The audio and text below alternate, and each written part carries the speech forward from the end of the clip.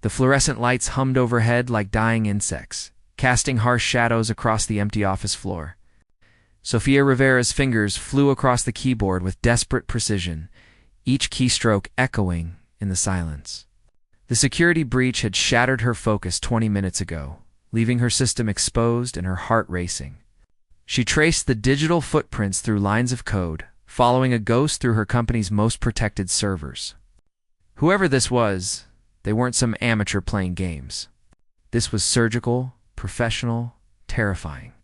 The elevator chimed at the end of the hallway. Sophia's blood turned to ice. The building was supposed to be empty. Footsteps echoed across the marble floor, deliberate and confident. She minimized her screens and grabbed the nearest object, a heavy glass paperweight. Her breath came in short, silent bursts as the footsteps grew closer. Ms. Rivera. The voice was deep, controlled, with an edge that suggested danger wrapped in expensive cologne. We need to talk. Sophia spun around, clutching the paperweight. A man stood in her doorway, silhouetted against the hallway lights. His suit was perfectly tailored, his posture commanding, but his face remained hidden in shadow. How did you get in here? Security should have security works for me now. He stepped into the light, revealing sharp blue eyes and features that belonged on magazine covers rather than corporate boardrooms. I'm Daniel Kingston, and you've been trying very hard to avoid meeting me. The paperweight slipped from her fingers, hitting the floor with a sound like breaking glass. Kingston Technologies. The company that had been circling her startup like a shark for months. You're the one who's been trying to hack us. Daniel's smile was cold and beautiful. I prefer to think of it as a job interview. And you passed. Get out.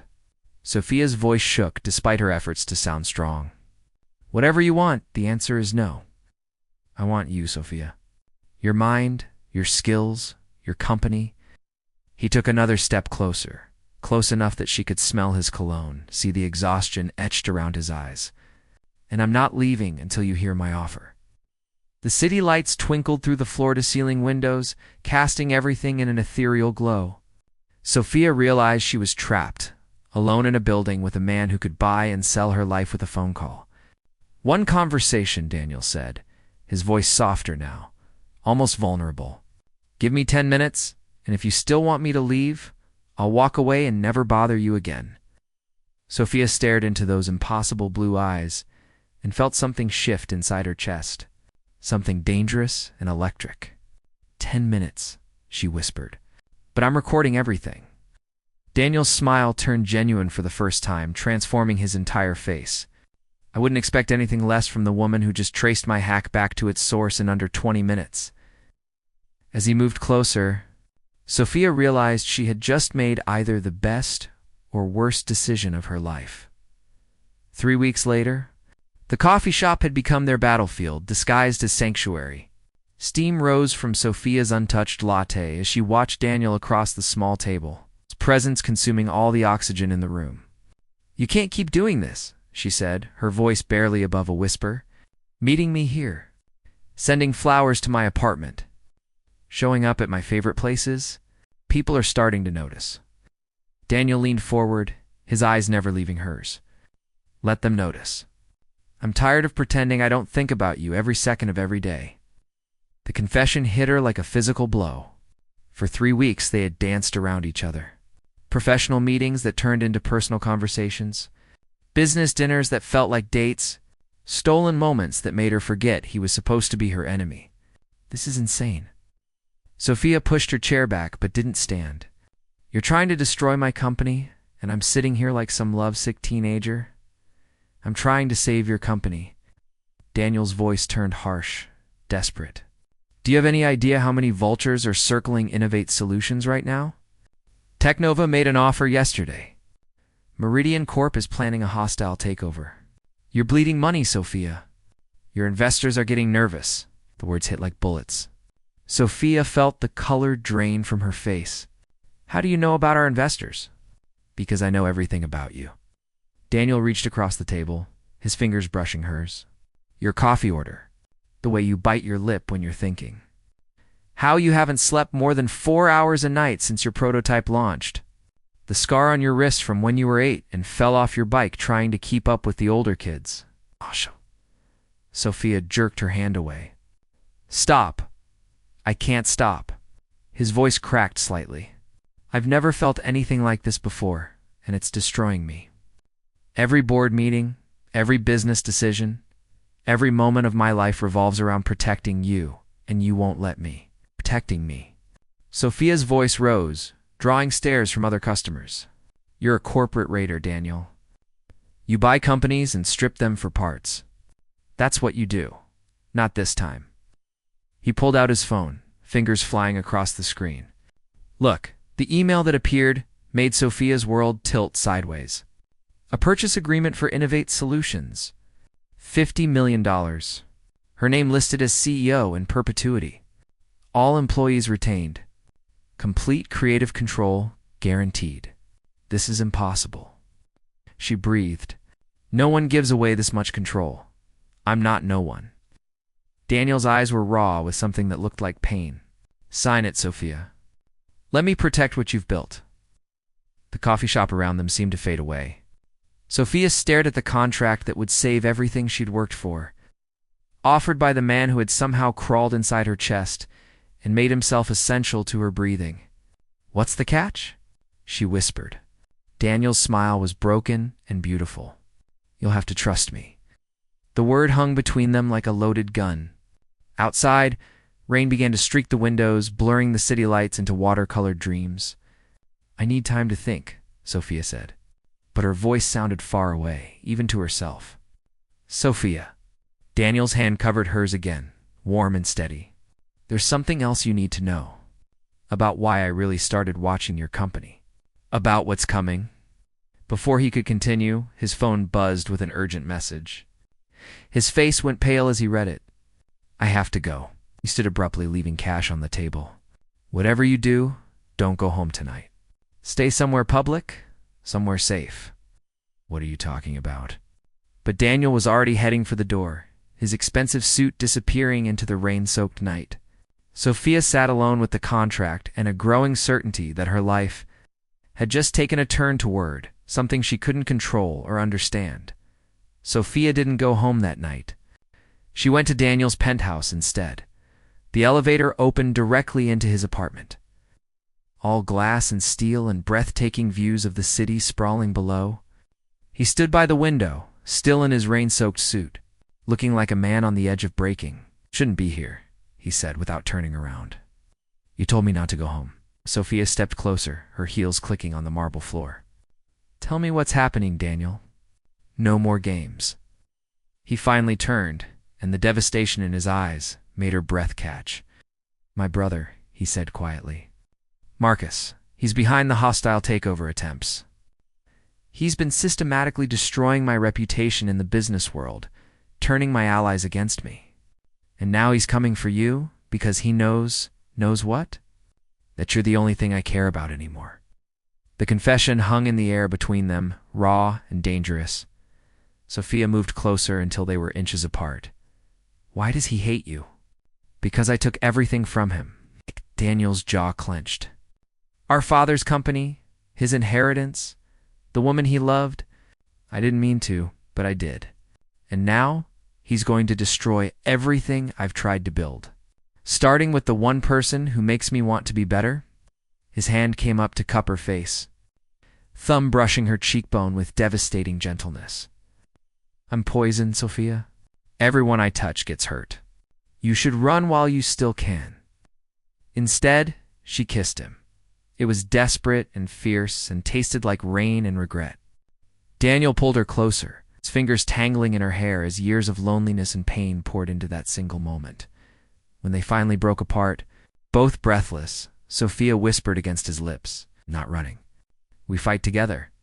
The words seemed to break something in him. He pulled her close, burying his face in her neck. I don't deserve you. Too bad. You're stuck with me now. They spent the night planning, plotting, building a defense against Marcus's attacks. As dawn painted the sky in shades of gold and pink, Sophia felt something she hadn't felt in years. Hope. But hope is a fragile thing. The next morning. She walked into her office to find federal agents waiting. Her blood went cold as they presented the warrant. Financial fraud, embezzlement, corporate espionage. There must be some mistake, she breathed. No mistake, Ms. Rivera. The lead agent's voice was flat, professional. We have documentation of illegal fund transfers, stolen trade secrets sold to competitors, falsified investor reports, all traced back to your personal accounts. That's impossible. I would never. Someone did, and the evidence is airtight. They led her out in handcuffs past her shocked employees, past the cameras that had somehow already arrived. Her company, her reputation, her life, all crumbling in real time. In the back of the federal car, her phone buzzed. A single message from an unknown number. I'm sorry it had to be this way. You were getting too close to the truth. Consider this a mercy. Marcus. But it was the next message that destroyed her. A video file. Daniel, in what looked like a security camera feed from weeks ago, sitting across from Marcus in a dimly lit restaurant. The audio was crystal clear. You want me to get close to her? Daniel's voice cold and calculated. Make her trust me? Exactly. Marcus leaned back. Sophia Rivera is the key to taking down the entire network. Once she's compromised, the rest will fall. Can you do it? Daniel's smile was cruel. I've done worse for less. She'll be eating out of my hand within a month, if you actually fall for her. Please.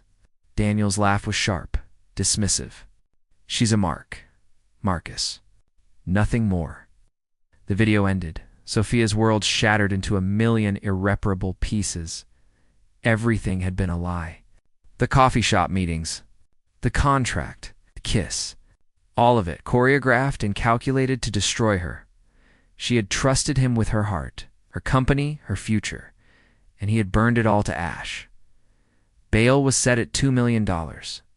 Sophia sat in the holding cell, staring at the concrete walls, trying to understand how her life had imploded so completely. Her lawyer said the evidence was overwhelming. She was looking at 20 years minimum. The door opened. Her heart stopped. Daniel stood there, still in his perfect suit, his blue eyes red-rimmed and hollow. Get out, she said, her voice dead. Sophia, please. Let me explain. Explain. She laughed, the sound bitter and broken. I saw the video, Daniel. I heard every word. You played me perfectly. Congratulations. That video is 6 months old. He stepped closer, desperation bleeding through his controlled facade. Before I met you. Before I knew? Before you knew what? That I'd be so easy to manipulate? That I'd fall for the handsome billionaire act? Before I knew I'd fall in love with you? The words echoed in the small cell. Sophia felt tears burning but refused to let them fall. You don't know what love is. You're right, Daniel's voice cracked. I didn't. I was working with Marcus because I thought he wanted to expose a criminal network.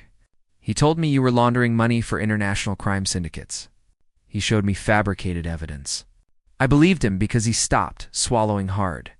Because you're so used to destroying things, it didn't matter if I was guilty or not, because I was already destroyed. His hand came up to grip the cell bars. My whole life has been about winning, crushing competitors, being ruthless. And then I met you, and everything changed. The way you fight for your company, your people, your dreams. You made me remember why I started any of this. Stop. Sophia stood, facing him through the bars. You don't get to do this. You don't get to play the redemption card after ruining my life. I know. Tears were streaming down his face now, unchecked. That's why I'm here. Marcus framed you using my access codes, my resources. He needed someone on the inside, and I gave him everything. This is my fault. Pulled out a folder, sliding it through the bars. This is my confession. Every illegal thing I've ever done, every shady deal, every crime. It's all here, documented, signed. I've already sent copies to the FBI, the SEC, the media. Sophia's hands trembled as she opened the folder. Page after page of devastating admissions. What are you doing? I'm guilty, Sophia. Of so many things. But the one thing I'm not guilty of is faking what I feel for you. Shh. His voice dropped to a whisper. This confession will clear your name. The fraud, the embezzlement, it all traces back to me and Marcus. You're innocent. You'll go to prison.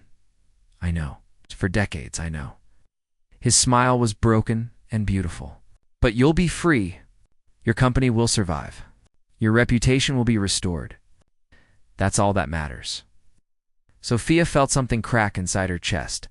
Daniel, you can't, I already have. He reached through the bars, his fingers brushing her cheek one last time. I told you I'd protect you. This is the only way. But I hate you, she whispered, even as she leaned into his touch. I know. But maybe someday you'll remember that once, for a brief moment, someone loved you enough to sacrifice everything. Federal agents appeared at the door, moving toward Daniel. Wait, Sophia grabbed his hand through the bars. There has to be another way. We can fight this together. We can. There's no we, Sophia. There never could be. His fingers squeezed hers one last time. But God, I wish there was. They pulled him away.